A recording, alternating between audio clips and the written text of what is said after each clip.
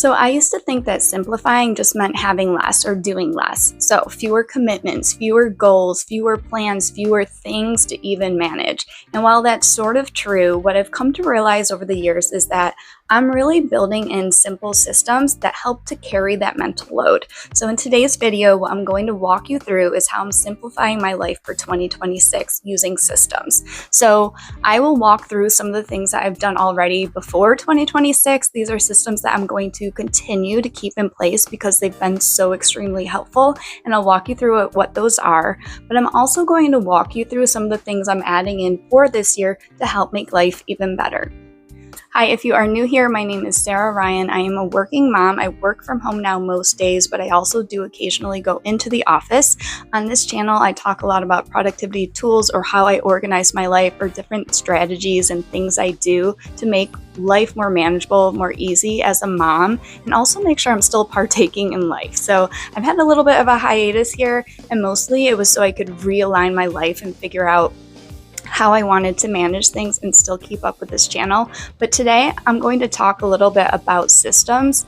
It took me a long time to realize that I was doing routines every single day, and I did not understand that they really were formed from goals that I had, and then adding in habits that really created routines and really systems for me to help me achieve my goals without even realizing it. Okay, so let's talk about routines and systems and what's the difference between them in simple terms. I took some notes here because this took me a little while to click. It's still clicking for me. Like I said, I was building in habits and routines really and able to achieve my goals, but I didn't put this all together. So in simple terms, the difference is a routine is going to be what you do, and then the system is how those things keep working for you day to day, even when the system is changing sort of, or you have to make adjustments. So routines really rely on motivation. Your systems are going to rely on structure. Does that make sense? I was able to eliminate chaos and clutter or different things, keep my house clean, and I didn't even realize these things were happening because I set goals that were really directional. So for example, I had a goal for losing weight and becoming more healthy. And I think it first started, I wanted to just lose weight. And for the longest time, I would put like my macros in, and I just never really saw the needle move at all. And finally, one day, I just said, I want to be healthier.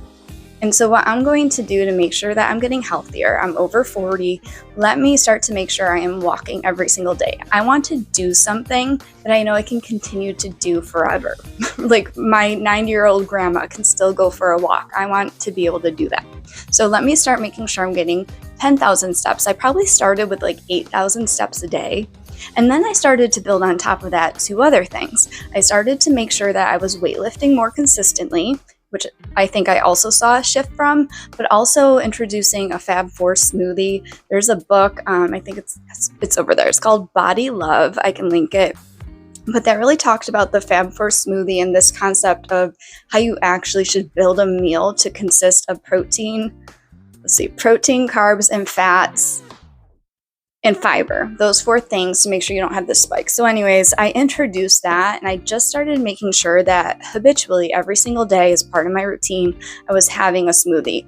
And those 3 things together over time, I just lost weight. I gained more muscle. I lost more fat. When you start to eat some of the same things every single day, it becomes really easy to just stick to those and know that they're generally right. But the smoothie was like a really big part of it because that typically is my first meal after coffee, and I wouldn't have this big blood sugar spike that would force me to, want to crave and have snacks and binge all day and really like wreck my day. So I set myself up for success in the beginning of the day.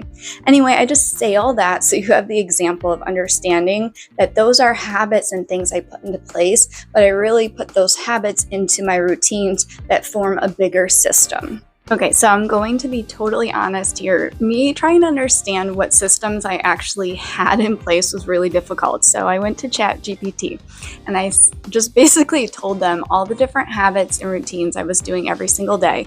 And I said, can you tell me what my systems are? So that's what I'm going to share with you today. For me, that first system is a morning regulation and readiness routine. So if you think back, probably about 10, 15 years ago, the morning routine just like popped off on like YouTube or different social media platforms. I think Amy Landino had that book, Good Morning, Good Life, and really talked about how you set yourself up for a good day with a good morning routine. So for me, that still exists. I have videos on this channel if you want to see different morning routines or evening routines. You can look at that. But for my morning routine, it's changed slightly, but it really just changes for the better. And I just swap out different habits in order to kind of achieve those directional goals. So every single day, I empty the dishwasher first thing in the morning. I'm then having bone broth, I'm having my greens, and then I have my coffee. And then that triggers me to go and have my Bible reading time, my prayer time, my gratitude, my meditation, things that just set me up for a great day. That is my morning regulation and readiness system. And the key thing here is that if something is not working, I'm going to tweak it. I'm going to start to figure out what I can change or swap in and out to make it better to help achieve that directional goal.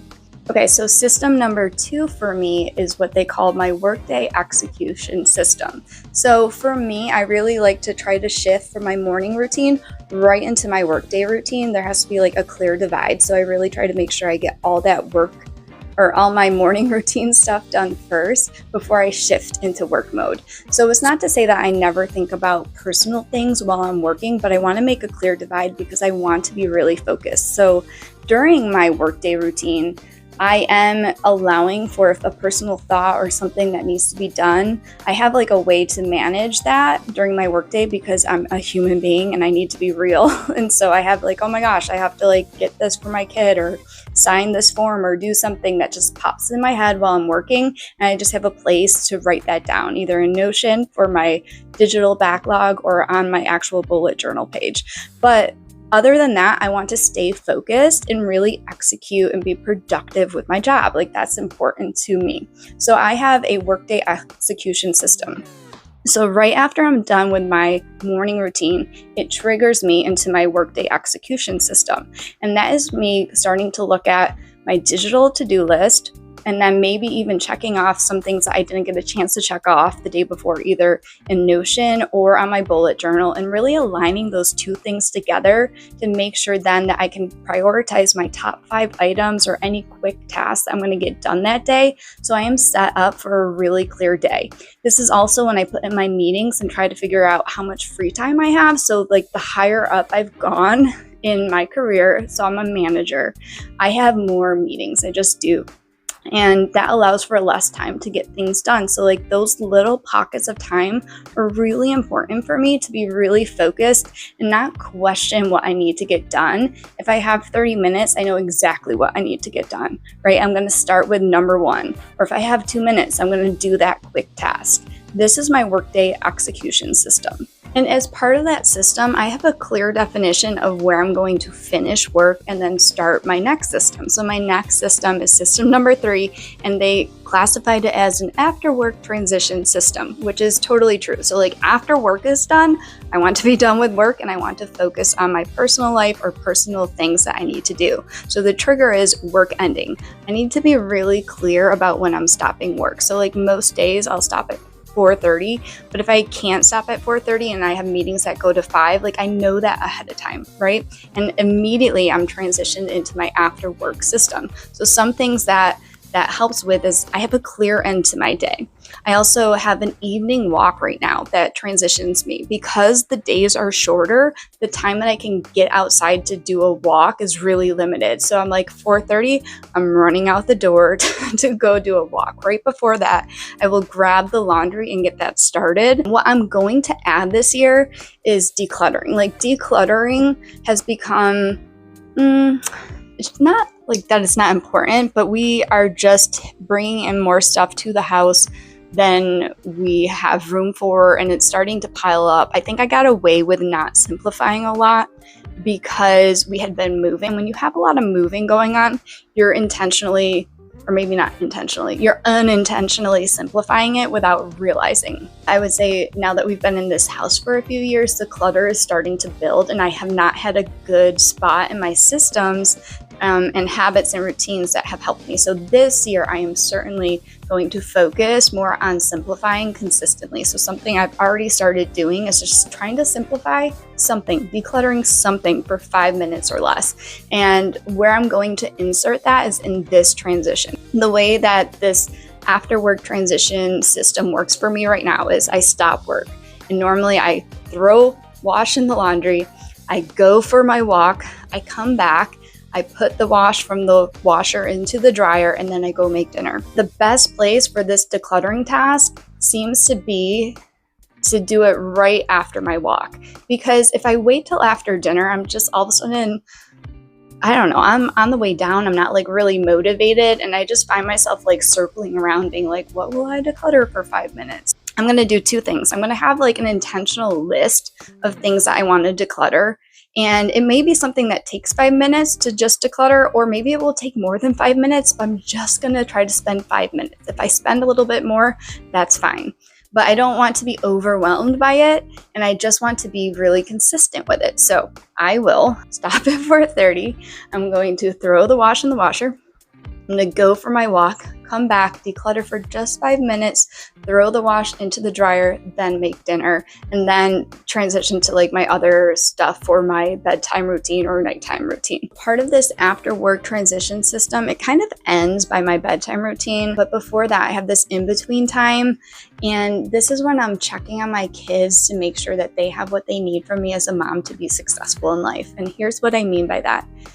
Your kids, as they get older, are going to be held responsible for getting their work done, and the teachers are not going to really walk them through that, and they just expect them to have these executive functioning skills and be organized. I think they try to help a little bit, but you will notice usually as your kids get older, they will hold them to be more accountable for their own work. And so this is something I've really focused on, and make sure that I am asking them things to trigger them to think of things, and essentially in the long term they will have these habits as well. And I've seen the fruits of this from my younger daughter, or my older daughter, and she does this on her own in high school, and I'm working on this with my younger daughter now. So I make sure to always ask both of them every day, do you need any help with homework? But I can't stop there, because typically the answer is just no. So I have started to make sure I ask certain probing questions. So if you are having some hard times with teenagers getting work done, that might be it. Try to add a habit in that's going to help them stay on top of it, because it is not just something that is intuitive and kids are just going to learn on their own. I think that you can really help them out by building a habit for yourself to follow up with them and see where they need help. I really hope this video is going to turn out okay. I feel like this has been a while. Okay, so the fourth system is what it categorized as a weekly planning meta system. I don't really know about the meta, but let's just call it a weekly planning admin system. That's what I would call it, okay? So this is going to be the system that supports everything else. This is the system that includes my weekly planning routine. So making sure that I plan groceries. I give the kids trigger lists and they think about what they need for groceries. So I can just try to go to the grocery store one time on the weekend and have meals planned for the week. And also it includes my meal planning. It also includes me doing any weekly cleaning routines to make sure that those things are continually being cleaned. It includes me checking up with my kids to make sure they did the chores that they were assigned that week. I give my kids some freedom with their chores. They have a certain amount of chores that they need to do, but based upon what they have going on in the week, they can choose when to do them now, because they have a lot going on. We try to be flexible with that, but I still want to be consistent and make sure those things are being done. I'm making sure that I have my tools set up. So my bullet journal, Notion is all set up for the week to come. I have my medicine and vitamins and things like separated out for a good week. This is really how I figure out and set myself up to have a great week every single week. That makes sense? This is the system of systems. Hopefully this all makes sense. Those are the 4 systems that I have in place. By putting all of this into play, I've created really a bunch of habits and routines that really make up systems that have helped me achieve goals. So if you like this content, please subscribe. If you have any comments or questions, leave them below. I would love to hear from you, and I hope this helps you out.